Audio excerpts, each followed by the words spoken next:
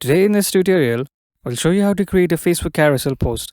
So make sure to follow along until the end. First, open the browser and head to Google. Type in Facebook Creator Studio and click on the first link.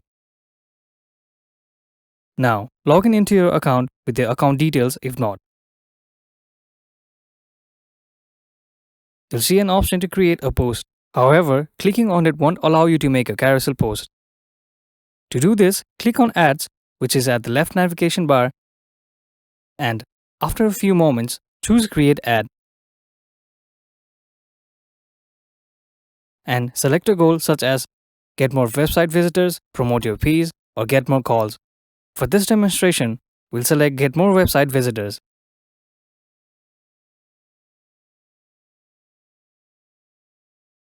This will enable us to create a carousel post for the chosen object. That's all for this tutorial. If you find this video helpful, please don't forget to give it a thumbs up and subscribe to our channel for more.